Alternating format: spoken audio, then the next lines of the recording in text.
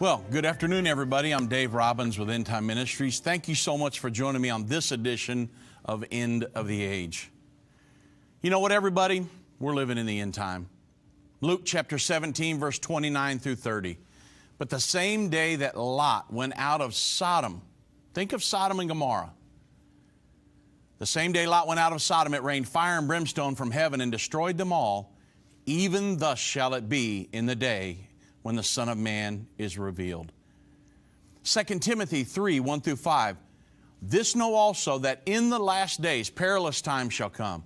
For men shall be lovers of their own selves, covetous, boasters, proud, blasphemers, disobedient to parents, unthankful, unholy, without natural affections, truce breakers, false accusers, incontinent, fierce. Heard about this guy wielding an axe in New York. Despisers of those that are good, traitors, heady, high-minded, lovers of pleasures more than lovers of God, having a form of godliness, but denying the power thereof. From such turn away. Folks, you don't have to sit there and question, well, I wonder if we're living in the end time. I'm seeing things now I've never seen in my life. I was born in 1968. And it's a crazy world out there. We're living in the end time, but there is an answer for it. So let's talk about it. In the Deseret News, they published an article, What to Know About the Infrastructure Bill's Controversial Gender Identity Provision. Our infrastructure bill, everybody. I mean, some religious conservatives believe that this bipartisan infrastructure bill would fuel discrimination against people of faith, you and me. The bipartisan infrastructure bill passed by the Senate on August the 10th should go to improve roads and bridges and such, right? I mean, it's infrastructure. But they had to put some of their agendas in there. And some religious conservatives are saying that, hey, unless the bill is amended to adjust these controversial anti-discrimination provisions, it could fuel attacks on people of faith. And the contested provision appears in the section of the bill establishing a grant program to boost broadband internet access, okay? Now, we all love that. But it implies that organizations hoping to receive the grant money must comply with the program's anti-discrimination protections. See, so now they've got you. It's called agenda pushing, folks. It's happening every day. The provision says that, and I'm quoting, no individual in the United States, now this is our infrastructure bill, think about this. No individual in the United States may, on the basis of actual or perceived race, color, religion, national origin, sex, gender identity, sexual orientation, age, or disability. Now, gender identity, sexual orientation, when they put sexual, well, I'll talk about sexual orientation here in a minute, but what does sexual orientation have to do with race? God created the different races. And He also created male and female. What is somebody's belief that their sexual orientation might be something else than what's on their birth certificate? What's that got to do with an anti-discrimination law? Think about that. And they say that they should be excluded from participation in or be denied the benefits of or be subjected to discrimination under any program or activity that is funded in whole or in part with the funds made available to carry out this title in the infrastructure bill. Talk about pushing an agenda. By including sexual orientation and gender identity in the list of protected characteristics, policymakers essentially made it impossible for some religious affiliated organizations to take part in that grant program. And that's what the Religious Freedom Institute, the leaders said. And that rural faith-based colleges, universities, small faith-based businesses, faith-based hospitals and medical clinics, and sometimes the only health care services for miles could be forced to violate their religious conscience or be denied participation in some of the funding from the program. Even Senator Josh Hawley, or Hawley, I should say, he's a Republican from Missouri, he raised concerns about the same provision last week as he outlined why he opposed the bill. The Senate has no business linking infrastructure plans to culture war battles between LGBTQ rights. And this is not, he said that this is not really an infrastructure bill. He said that during an August 4th press conference with other conservative leaders. He said this is a woke politics bill. You say, a woke politics bill coming out of Washington, that's impossible. Are you following the news, everybody? Partisan clashes over how best to balance the LGBTQ rights with religious freedom are one reason why another high-profile bill, and I bring this up on purpose, and you'll see why in a moment. The Equality Act. It stalled in the Senate after passing the House in February. That bill would add sexual orientation and gender identity-based protections in federal civil rights law while limiting the availability of religious exemptions. So, despite the Republican Party's past resistance to forcing faith-based groups to comply with LGBT anti-discrimination measures, get this, everybody, 19 GOP senators joined with all 50 Democrats to pass this infrastructure bill on August 10th. So you say, well, man, I thought the Senate was divided 50-50, Republican-Democrat. Well, 19 of those Republicans went with the Democrats to pass this. And, of course, the House is going to need to pass the Senate's version of the bill before it can move to the President Joe Biden's desk. What do you think Joe Biden would do once it got to his desk? You think he'd sign it? I guarantee 110% he would sign it. I mean, it's just simply not a surprise with the current Biden administration in office. Now, I'll talk to you more about this when we get back from the break, but these are the signs, these are many, many signs that we're living in the end time. And I'll give you a lot more, unfortunately, after the break. As soon as you say end time, they say, whoa, the end of the world. When's it going to be? And you can see this mask of fear. I'm not telling you the end time is coming. I'm telling you, you live in it right now.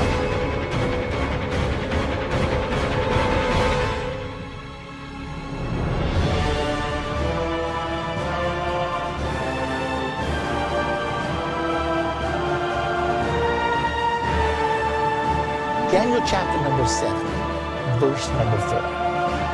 The first beast was like a lion. We have the eagle used continually to depict the United States of America. You see it on governmental documents. We are the generation for which these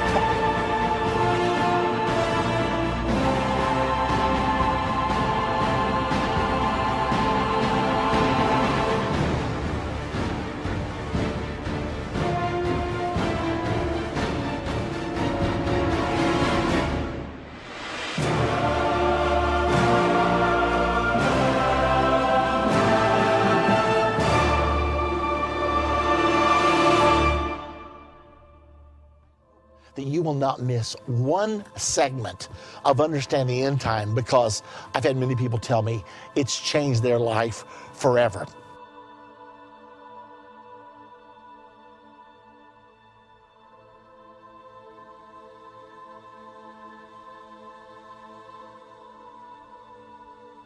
Many of the major prophecies of the Bible are given to us 2, 3, some of them as high as 4 or 5 times.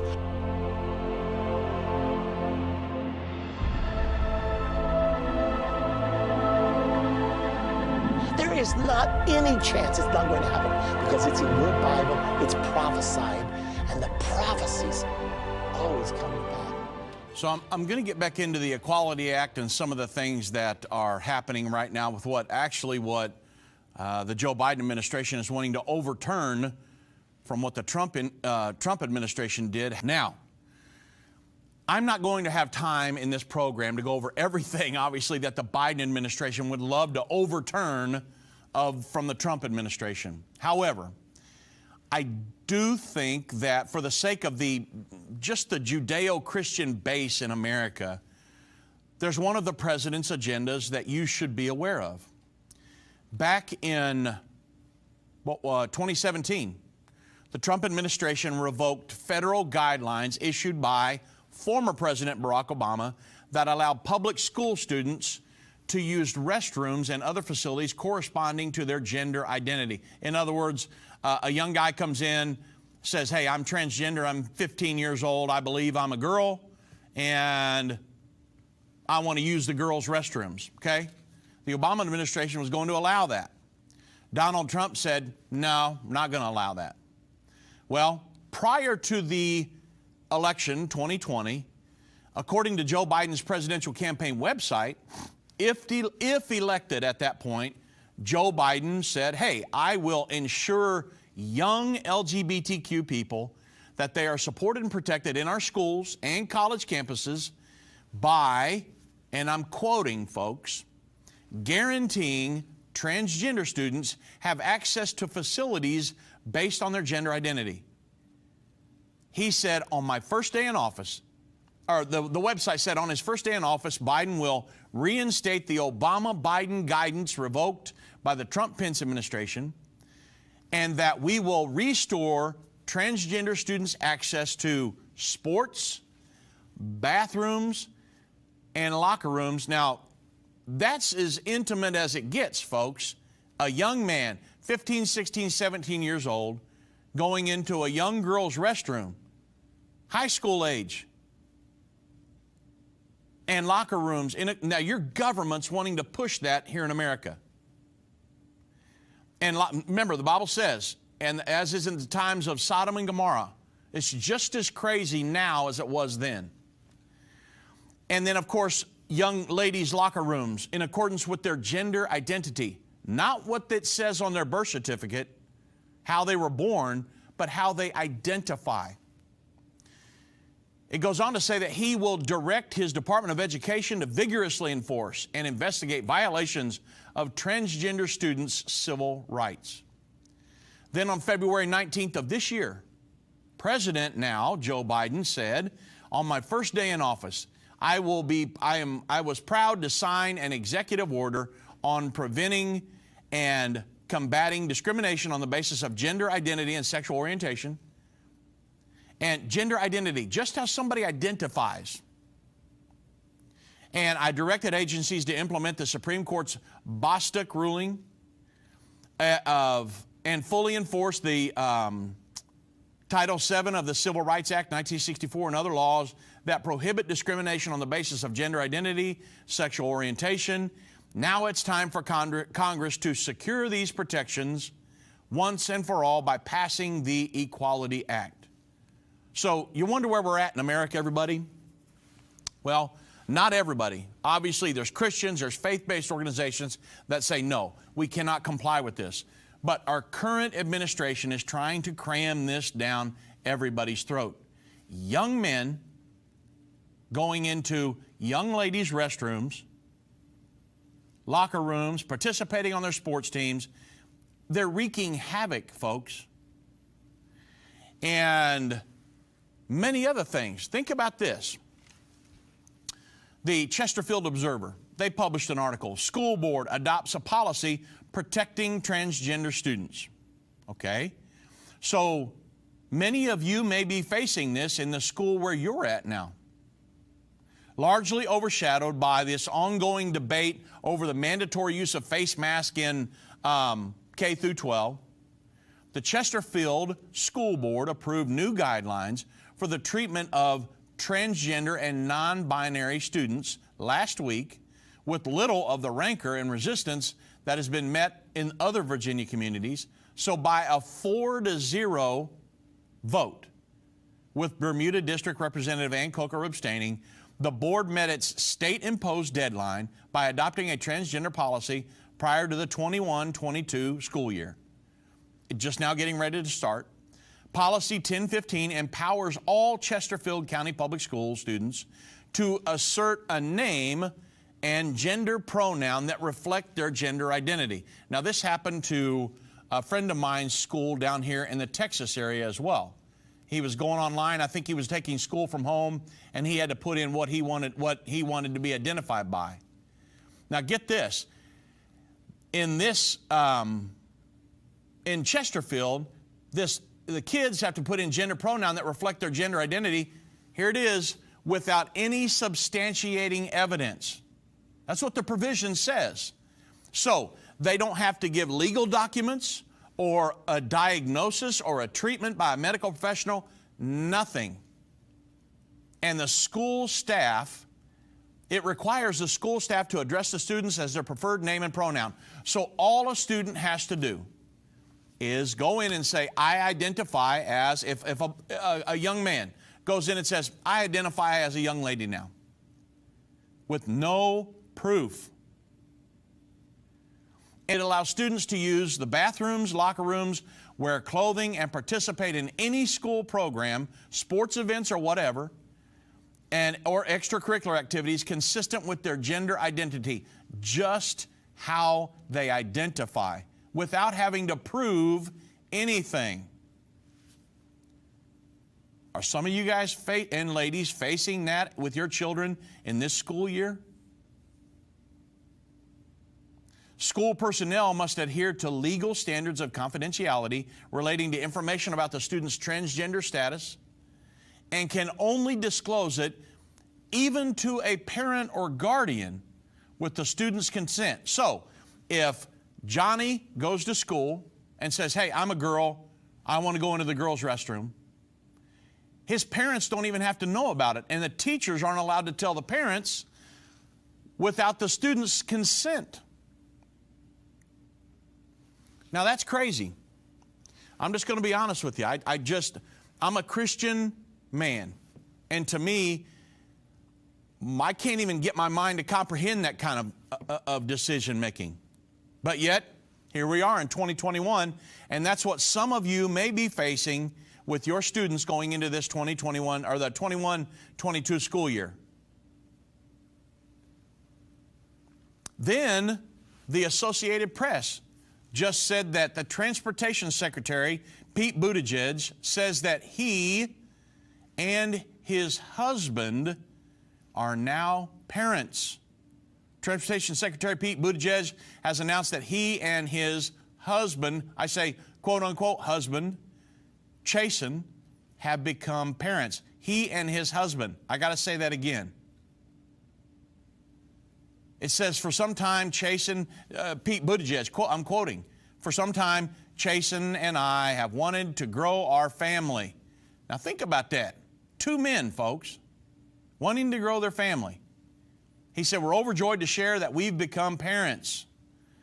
The process isn't done yet, and we're thankful for the love, support, respect for our privacy that has been offered to us. Buttigieg and Chasen, 32, got, I'm going to say, quote-unquote, married in June 2018, and Buttigieg's own father died 6 months later. So this is America, everybody, 2021. Are you becoming, is this kind of stuff becoming familiar to you? Is it becoming just old hat, just like a normal relationships, normal things that are happening in school? It's not to me. And as a Christian male, I don't want that here in America. Of course, I don't want any kind of agenda pushed on us. People have a right to live any way they want to live, but don't push it on the ones that are wanting to be Christians and have faith-based organizations and different things like that. If I don't want my child, of course my kids are out of school now, but I don't want my child going to school and having to call another boy she or her just because she feels he's a girl. Folks, it gets so long and it happens so much that you can kind of just sit back and say, well, I'll let them live the way they want to live and I'll live the way I want to live. Think about our American society, our morals coming out of Hollywood instead of the Bible. We've got to have a spiritual revival in America, everybody. That's where this has got to get to. The Bible's diametrically opposed to all of this, in case you're wondering. And I want to be a watchman on the wall, somebody that says, folks, everybody, this is wrong. This is diametrically opposed to the Word of God. What does God think about all this? And I'll get to that in just a moment. Before that, I got to share a couple more. The town hall, they reported that the Biden administration vows to crack down on states banning of biological males from girls' sports. So the Biden administration Tuesday released a back-to-school video that ensured transgender students that discrimination will not be accepted on our watch, and that the federal government aims to crack down on Republican states that ban transgender students from girls' sports and bathrooms. The video states the Department of Education and the entire federal government stands by you. Why? Well, Florida, Alabama, Mississippi, Arkansas, Tennessee, West Virginia, South Dakota, Idaho, and Montana have already banned transgender. I'm saying that because the article says females, I'm saying a male that thinks he's a girl from competing in girls' sports in school. So some of these girls, I've seen guys who were 6'5", 6'6", 6'7", that are coming in and saying, hey, I'm a female, I want to participate on a girls' basketball team, and just dominating them, or weightlifting, or wrestling, track teams, all this stuff. And they're wanting people just to accept it like it's normal. And this is the America we're living in. This is not overseas somewhere in some foreign country. This is the America that we're living in, the administration pushing this, and it's all a direct fulfillment of Bible prophecy. The Blaze news source came out, Glenn Beck's The Blaze came out and said that Hobby Lobby is being ordered to pay $220,000 to a transgender employee that the company barred from using the woman's restroom. They know this man is claiming to be a woman, and they've actually kept him in their employment. You got to listen to this. Hobby Lobby was ordered to pay $220,000 to a transgender employee who has been barred from using women's restrooms as he requested. The Crafts Supply Company, you know what Hobby Lobby is, they tried to accommodate this gentleman who calls himself Megan Somerville's request when he transitioned a decade after being hired in 1998. So they allowed him to work there, give him a job, everything. But the company drew the line when he wanted to use women's restrooms, everybody. And Hobby Lobby said that they changed, justice said that in the court case that Hobby Lobby changed Somerville's personal records and benefits information to reflect that he was now supposedly a female. So Hobby Lobby was, believe it or not, working with this individual, and that was told by the Illinois 2nd District Appellate Court Justice Mary Seminara Stock. And however, Hobby Lobby refused to allow Somerville to use the women's restroom at the store. Imagine your wife or daughter going in there and a man dressed like a woman goes into the bathroom with them. Where are we at in 2021, folks? I mean, our moral compass, somebody threw that out in the ocean. And it's like anything goes, right? But that's not scriptural. Remember, my main question, what does God think about all this? Then Somerville, this employee of Hobby Lobby, claimed that the company's transgender rules caused him emotional toil that manifested in physical illness. And Hobby Lobby's bathroom ban gave Somerville recurrent nightmares about the bathrooms, being approached by men, even though he is a man, being physically assaulted and laughed at by them. And that was in the summary of the case. and that he also developed physical symptoms including headaches, fatigue, muscle cramps, dehydration due to the restricting of fluid intake.